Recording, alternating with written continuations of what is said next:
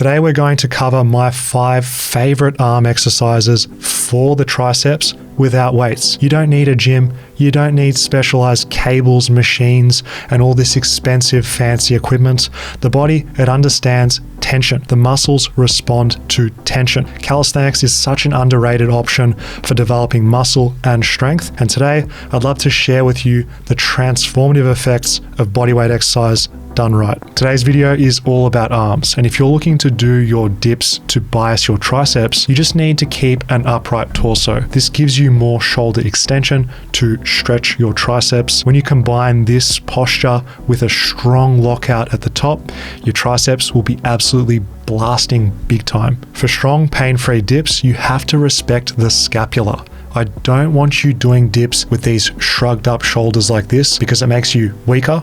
It also increases the joint force going through your shoulders, and it's not a good idea for long-term longevity of your dip training. Instead, you want to pack the shoulders down away from your ears, getting into that shoulder depressed position. This is going to activate that serratus anterior and lower traps on your back to give you a nice stable platform in which to do dips. You're going to be stronger, so your performance is going to be better, more reps, lifting more weight on your dip, and you're also going to decrease that injury risk when you're doing your training. Let's talk about how to progress your dips beyond just the standard increased reps, sets, and weight lifted over time. Tempo dips are an absolute game changer. So instead of just blasting through the negative and doing really explosive dips, you're going to take around 2 to 3 seconds on every negative. This is going to build that eccentric control, enhance that proper technique we just spoke about with the depressed position. And it's also going to ingrain good technique habits for when you get tired, which will happen in your dips. Pause dips are another personal favorite of mine that are humbling.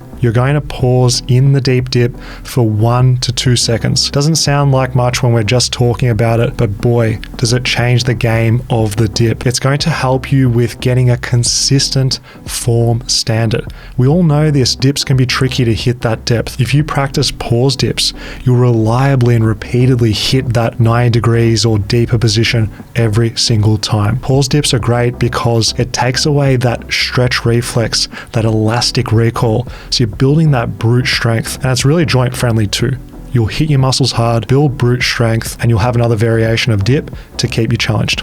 Additionally, the pause helps you with building more muscle because you're spending more time under tension in that stretch, which is a helpful way to get into more gains. Parallel bar dips are one of the best exercises for growing bigger triceps. But don't dips also target the shoulders and chest as well? Why can't we just do triceps isolation instead? Yes, but the advantage of dips is how heavily we can load the triceps. You see, load is all relative. If you're someone who finds bodyweight dips heavy and hard, then that's plenty of stress going through the triceps. But it's that longevity piece, how much load you can continue adding to the dip over time. 1 plate, 2 plate, etc. It's all going to help. There's more absolute load potential with the dip due to the compound nature. You're just going to lift so much heavier on a dip compared to a single joint triceps isolation exercise. Basically, compound exercises recruit more muscle fibers, there's more mechanical tension, and there's more room for progressive overload by comparison to most tricep isolations. Why are dips sometimes called the squat of the upper body? Well, you're folding your arms in half in a dip, just like you're folding your legs in half on a squat. It's that long-term progressive overload capacity with dips, which is what makes this shine. The movement pattern similarity, upper body versus lower body,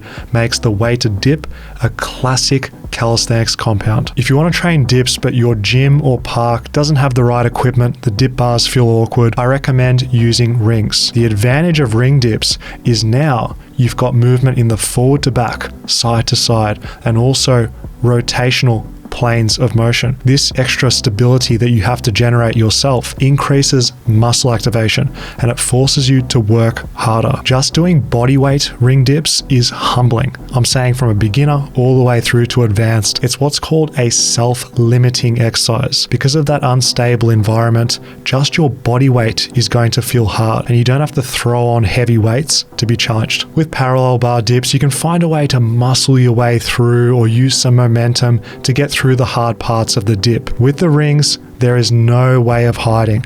If you've got any weakness in your scapula or strength deficits side to side, a lack of core strength, it's going to become abundantly clear. I like recommending ring dips to my students because it forces movement quality. You have no choice but to slow down the dip. You have to control the bottom as well as lock out the top. Otherwise, you'll be shaking all over the place. Don't be afraid to challenge yourself with rings. There's so many useful exercises that you can try. Here's a few more that I'd love to share with you. Bodyweight tricep extensions are the equivalent of skull crushers at the gym. If you want complete aesthetics, you must be doing your overhead extensions to develop your arms. The reason why we want our arms overhead as we're doing elbow extension is because it targets the long head of your triceps. This muscle crosses both the elbows and the shoulders. So if you want to get all three heads of the triceps, then you must be putting your arms overhead and extending your elbows. This is a real fundamental principle. If you want those gargantuan arms,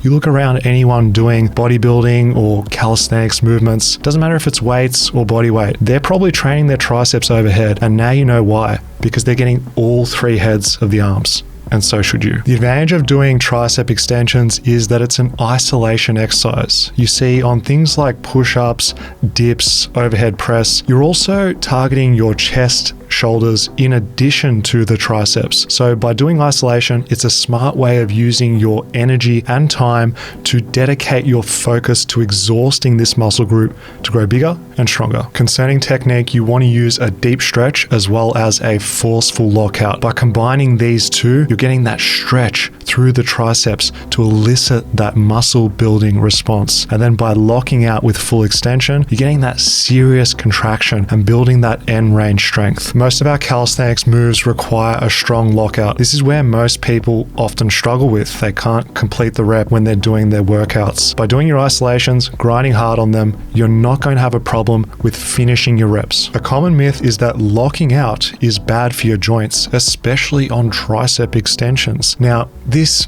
fear, this myth isn't something that 99% of you watching have to even worry about unless you've got some pre-existing traumatic elbow injury or hypermobility in your joints. You're going to be fine locking out on tricep extensions. You know why? Because with exercise, we build joint stability, resilience, bulletproofing, and our body actually adapts to the imposed demands. So don't worry about it. Don't let some average pencil neck fear-mongering pessimist stop you from locking out on elbow extensions. You'll be okay. The beauty of calisthenics skull crushers is as long as if there's room for your head to move and get a full elbow stretch, then you're going to have an effective exercise. So whether you're doing these at the park on a low bar, or you're at prison doing it off your bunk bed, or you're stuck at home and you have to use a table, or you're at the gym and you have to use a Smith machine for its best intended purpose, you can train the skull crusher with no problem. You don't need weights. You don't need cables or machines. The body understands the language of resistance. So as long as if you're training your muscles hard, close to failure, with enough volume, calisthenics is a viable option for building muscle. Oh, you're just training your triceps for vanity purpose, just for looks, all show, no go. Here's some real talk. A bigger muscle has the potential to be a stronger muscle. By growing a bigger horseshoe in that tricep, you're going to have functional carryover to your compound exercises, such as push-ups, handstand push-ups, planche push-ups, and yes, even the bench press. It's going to make you a well-rounded savage. The handstand is a great exercise for building up your tricep strength isometrically. The problem many beginners have with handstands is they just try and kick up, bail, fail, kick up again, hold, and they're limited by their balance. And if they're training like this, they're never going to reach their full potential because they're not building up that basic foundation of handstand capacity. By using a wall, it takes away all of these variables, it takes away all the skill, so you can build up your arms, build up your handstand in isolation, lay down the basics. Wall handstands are goated. They're super underrated for sure. People don't use the wall because of the ego. They want to skip steps. They want to just hold the position, but you're actually shooting shooting yourself in the foot and you're not able to reach your full potential. You're following fitness FAQs. You know that you can't skip steps. You have to build the foundation. We're using the wall so that we can legitimately push ourselves. We can train our handstand holds to failure. That's going to do so much more for your body, developing your arms, traps, shoulders, and handstand at large. Of course, just save a little bit in the tank so you can bail safely and you don't fall on your face. You can handle so much more than you think when it comes to wall handstands. Try and hold it for 60-second sets. Even better if you can work your way up to 90-second holds. And you're not there just chilling in the handstand, putting no effort in. I want you to use a maximum voluntary contraction. Push hard through your triceps. Shrug up hard. You're going to get so much more out of the movement, especially when it's used for conditioning purposes, compared to if you're just chilling on the wall, not using any effort, and just turning your posture all loose and poor activation. Chest to wall handstand is recommended because it encourages better joint stacking for a nicer handstand that's more efficient, as well as better overall posture. By comparison to a back to wall handstand, it tends to instill bad habits, a little bit of complacency in terms of body tension, and besides, in the world of calisthenics, you don't want to be arching that back, mate. You want to be hollow, you want to be strong, you want to have an integrated body. With handstands, are they a good hypertrophy muscle building exercise? No. The reason is it's an isometric. You've got no changes in joint angles. You don't have that eccentric overload. You're not getting that same mechanical tension that you do from full range of motion movements. And you've got no stretch going through the arms, so it's not a great tricep builder.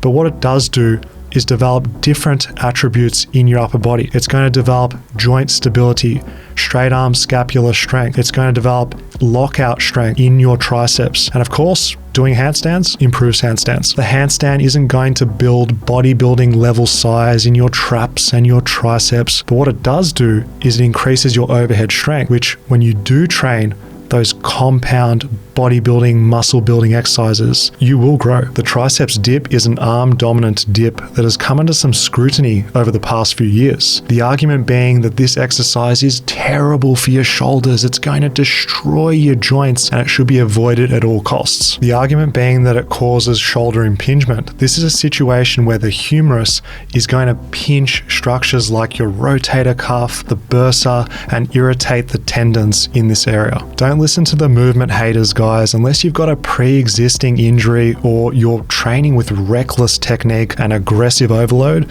you're going to be fine. You don't have to fear tricep dips as if they're scary, because you see, when you do exercise, you enhance control, you get stronger, you get more stable, you adapt to the imposed demands. Who would think that by doing something, exercise, that we can become strong, that we can become adaptable? You can, you will improve. By doing tricep dips, your body gets used to doing tricep dips. You see, your rotator cuff and your scapula are going to work harmoniously. Your humerus is going to be in a healthy and happy position as you're doing the exercise, so that you feel this in the muscles and not the joints. Healthy shoulders are built to handle dips. With progressive overload, you're going to improve your shoulder extension, range of motion, as well as strength, improving your resilience, not causing breakdown. You want to use the deepest range of motion that you can to enhance the stretch and elicit that growth response. Now, of course, you need to choose your maximum comfortable range of motion, and this is going to be different for different people. But at a start, you should aim to get a 90-degree range of motion where your upper arm is parallel with the torso.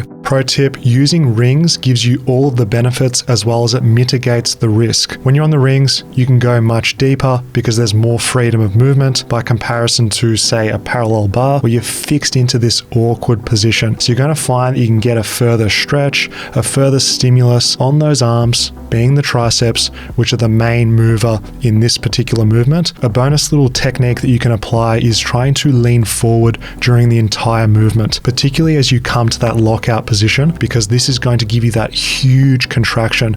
You'll definitely feel the difference, so try and keep leaning forward. Tricep dips are best done for bodybuilding with high reps. Throw these in at the end of your upper body workout or push workout, and your triceps will be absolutely sizzling. You'll thank me later. This exercise is also beginner friendly for those looking to jump into calisthenics. It's going to increase your body weight pushing strength. This exercise is a perfect stepping stone towards the king of upper body pressing, the parallel bar dip.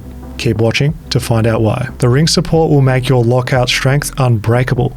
Here's how to unlock your triceps' full potential. This exercise can be done in either a dip or a push-up position. The principles and progressions I'm about to teach you apply to both. The benefit here is it develops that important straight arm scapular strength, rotator cuff robustness in your shoulder, joint integrity and tendon health in your elbows, and most importantly, mastery over the chaos which is rings training. Of course, the transfer is going to be very noticeable on all of your calisthenics exercises that require a strong lockout. Think your push-ups, your dips, your handstands, your muscle-ups. They're all going to benefit from building the basic foundation of ring support. All right, cool. So how long should I be holding my ring support to get the gains? I recommend doing 30 to 60 second sets. Now, to understand what this means in intensity, when doing isometrics, you can use the divide by 2 calculation. So if you're doing a 30-second hold on your support, if you divide it by 2, this equates roughly to doing 15 reps in terms of effort. If you were to do, say, a 60-second hold, this would equate to 30 reps. So you can see the longer that you hold an exercise, it's building strength endurance. The shorter you hold an exercise, it's biasing a little bit more strength. Support holds, they're not the most sexy. It's not going to get a ton of likes on social media, but you know what will happen? You'll have a rock solid lockout and people will ask you, how'd you get so good at calisthenics? And they're going to expect you to have just skipped all these steps, but no, you're in the trenches, you out here grinding, man. You know the importance of building up this foundation, because now your joints and your tendons, man, with these support holds, they'll be ready to handle what you're going to throw at it, be it skills, be it weighted calisthenics. And you don't have to show people that you do this, but I think it's important that you do tell them that this stuff makes part of a well-rounded program. It keeps you in the game. It gives you that longevity. It builds up that strength so you've got no bottlenecks. That's the value of the support. These gymnasts you see at the highest level, they're still doing their conditioning, man. They're doing their front supports in a push-up. They're doing their support holds in the dip in some way. You think your body can just magically do this? You're born from the womb and you can just have a strong ring support? Now, to make your support training a little bit more fun and less monotonous, I like to add in a dynamic movement challenge. Moving the rings out side to side, you're creating this artificial perturbation to voluntarily challenge yourself, so making it harder. And you can also do circles in the clockwise and counterclockwise direction. I always find that adding some dynamic elements to a isometric movement makes the time go a little bit quicker and the suffering isn't as intense as if you're just holding it there, questioning your life choices, breathing, feeling stressed as it gets harder. You can take this to the next level by literally swinging on the apparatus. It's much harder to stabilize yourself and keep that lockout position. You can also use longer ring straps to make it harder, shorter ring straps to make it easier. And if you're really struggling with support holds as a beginner, you can always rest the elbows on the straps just for a little bit while you build your strength. Before long, you can take off your training wheels, keep those elbows clear of the straps, and train hard. If you can handle support holds on the rings, in the push-up, in the dip, you're going to have absolutely no problem locking out on any calisthenics movement because you've got this base foundation. You can apply this strength into harder things, and the transition to these more advanced skills, your planches and stuff, won't be such a shock to your system. Fitness FAQs has the ultimate calisthenics system. Build muscle, get stronger, and increase flexibility. Shop Fitness FAQs and unlock your full potential.